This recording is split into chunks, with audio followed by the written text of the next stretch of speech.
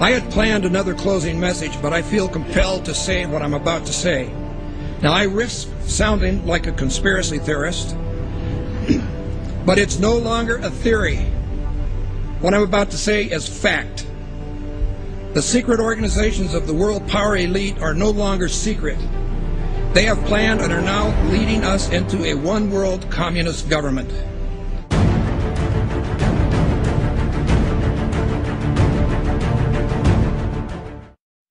Executive order signed by President Obama has sparked controversy on both sides of the political aisle. The National Defense Resources Preparedness Executive Order was signed quietly Friday night. It gives the president the power to control U.S. resources. The Rules Committee is going to meet in the House. They are going to come up with a rule that makes it okay for them to do a same-day bill. So they'll pass this rule. It's, believe it or not, called martial law. This would give the President of the United States the authority to declare basically martial law during times of peace. There are new disturbing developments out of Washington tonight regarding the President's belief that he has the legal authority to assassinate U.S. citizens. Incredibly enough, it appears that our commander-in-chief actually believes that authority exists not only on foreign soil, but right here on American soil as well. But Senators McCain and Levin have added this legislation which would authorize the president to declare the entire United States of America, all 50 states and all territories, to be a battlefield, right, even though there's no battle, thanks be to God, going on here. War on terror is different. And that would authorize him to use commander-in-chief authority in the United States, to use the military to arrest people in the United States who, in the president's opinion, are enemies of the country. Particularly to hear President Obama claim the power to keep people in prison indefinitely with no charges against them, no conviction, no sentence, just imprisonment. Joining us now is former Secret Service agent Dan Bongino. Dan, thanks a lot for joining us. What do you mean there's no such thing as gun control, only people control? Tell me what that means. Tucker, this is larger ideological ploy by this administration. They're not being authentic with America, whether it's the sequester, health care, or the gun control issue. What they do is they manipulate an emotional crisis, a national emotional crisis, to further an ideological agenda which involves the evaporation, the slow disintegration of your civil rights, your liberties, your ability to live and let live. And it's a disturbing pattern that, frankly, is really starting to get under my skin. The US is funneling money into tracking systems that are threatening to make the very concept of privacy a thing of the past. It could mean people's every move being used against them to keep them under surveillance. The information age was an era nearly everybody embraced. But today's surveillance age, experts say, is a reality almost no one can escape. David, why does the DHS need 450 million hollow point bullets? That kind of ammo that they purchased from ATK, hollow point ammunition, as you had explained, it's designed to, tear through human flesh and then expand. It's designed to kill people. This is not the optimal kind of ammo you would buy for target practice. It's more expensive and it's more precise. Do you think this is a sign that they're preparing for some sort of mass civil unrest? So they have an open bid right now, DHS, for even more ammunition, for 175 million rounds of .223 caliber rifle ammo. It's almost identical to the ammunition used by NATO peacekeeping forces. So that's very interesting. Are they planning on some kind of widespread economic unrest in the U.S. that would require NATO forces to help us out? $500 million in surplus military weaponry from the Pentagon, which is authorized through the Pentagon's 1033 program. During the late 70s, Congress passed legislation called Posse Comitatus, barring the military from operating on American soil. And in the early 80s, there was an effort to circumvent that in Congress by arming police with military-grade weaponry. And now we're seeing that play out in the streets. People in the inner city in the U.S. have been experiencing this. So civilians in the U.S. are now up against basically military-style policing.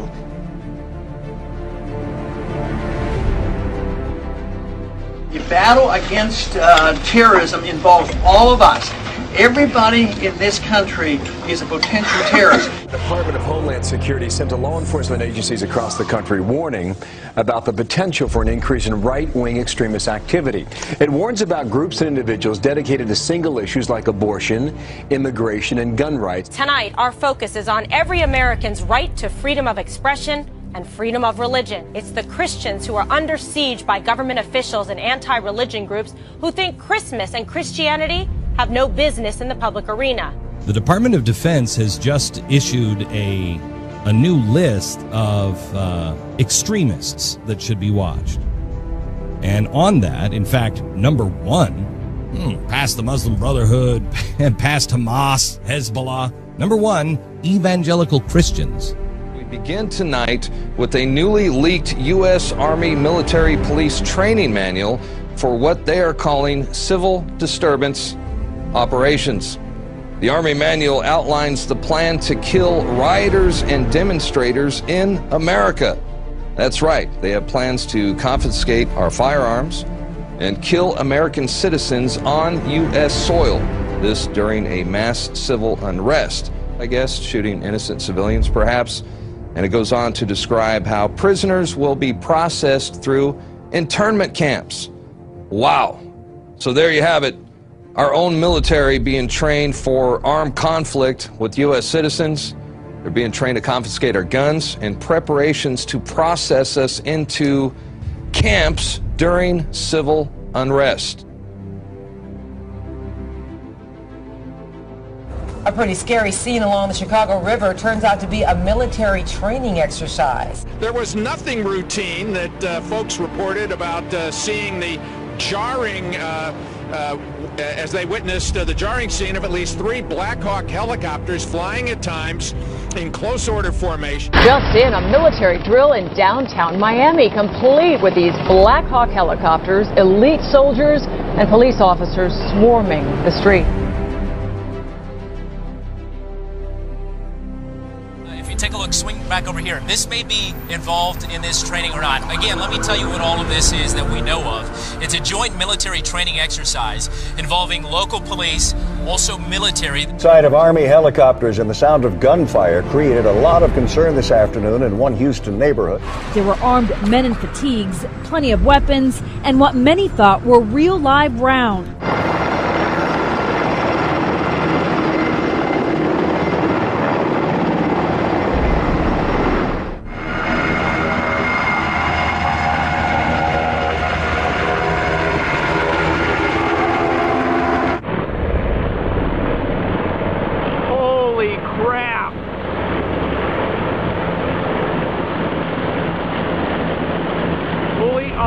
Black Hawk, I told you they were coming. There's no lights on them.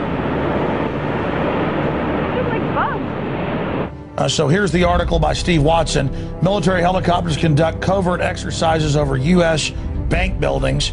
This is all part of other drills going on to acclimate the public to being attacked by our own military that are happening here in the United States. Here it is. LAPD and elite military units conducted extraordinary counterterrorism training in the skies above downtown LA tonight. At one point, they made what appeared to be a drop-off at a park.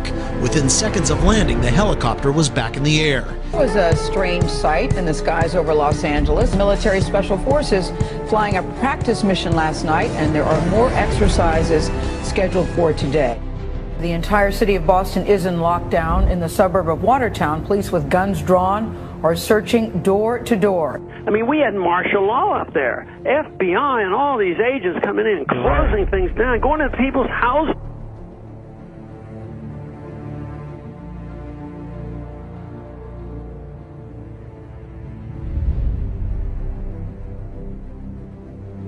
Mr. President, I do want to get right to the news of this week. Sure. The terrorism in Boston. Yeah. Many people have wondered if it took you right back to 9/11 when you heard it. Well, at first, I was deeply concerned that there might have been a organized plot. I don't know all the facts. I don't think we all know all the facts, but I was deeply concerned that this could have been another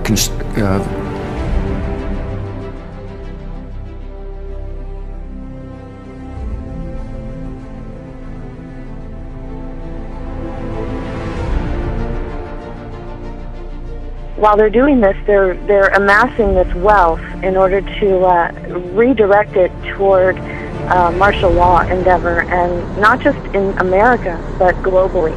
They want to lock down every country.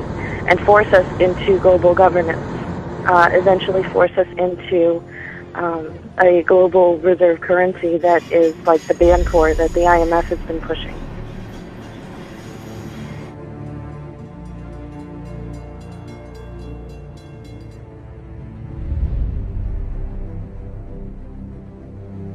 And those people who have been yelling, oh, the UN's going to take over global conspiracy government. Theorists. They've been crazy, but now they're right. Yeah, well, when Geithner, it's happening. When Geithner said he would be open to the idea of a global currency last week, those conspiracy people had said and suggested that for years. Right. You're not wrong. And when massive foreign trade deals are made, they are done in U.S. dollars, which serves as the world's reserve currency. Now the UN is backing a plan to change all of that and create a new global currency. There is a global meltdown coming. It is a global depression, and one world currency and one world financial system is the end game.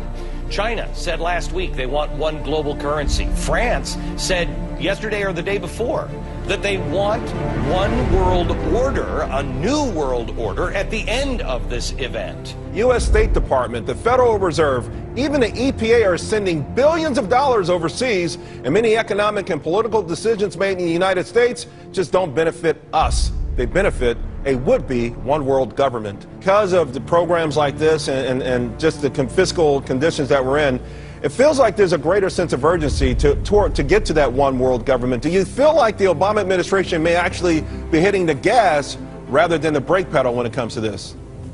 To answer your question, absolutely. I think Obama's got his foot on the gas pedal and is going full speed ahead with taking us towards a global government. Oil looks higher, gold looks higher, currencies look weaker, all for the reasons that we talked about before. I mean, you've got huge wage disparities. I don't know how that inevitably resolves itself. It may resolve itself in some type of a global currency crisis. And then if the global currency crisis unfolds, then inevitably you get, I guess, an alignment under a global world government, a new global currency, and a new world order. If the feds do not stop the wild spending and do not reform Medicare and Social Security, the U.S. dollar will collapse. That means that all of our savings, all of our investments, our homes, and everything else will blow up before our eyes.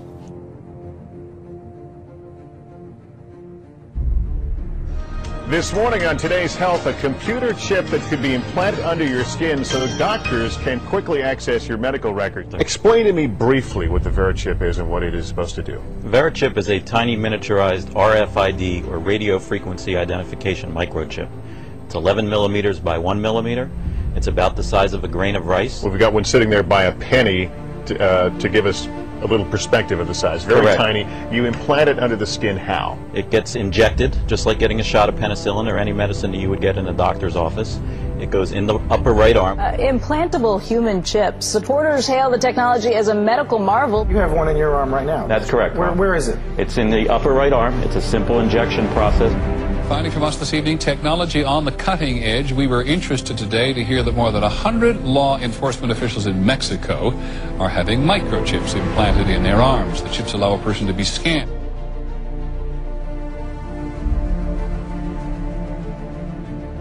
The ultimate goal that these people have in mind is the goal to create a one world government run by the banking industry, run by the bankers. The whole agenda is to create a one world government where everybody has an RFID chip implanted in them.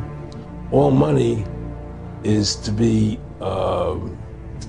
in those chips, right? There'll be no more cash. If you're like me or you, and you're protesting what they're doing, they can just turn off your chip, and you have nothing. You can't buy food, you can't do anything. It's total control of the people. And that chip's connected to a database that has your purchasing records, what you do, what everything, you sell. Everything is in there, you know? And so they want a one world government controlled by them, everybody being chipped, all your money in those chips, and they control the chips, and they control people, and you become a slave, you become a serf to these people. That's their goal. Look, the CIA has done in this country, what they've done to us is unbelievable. Look at the terrorist acts that have occurred. The CIA behind most, if not all of them.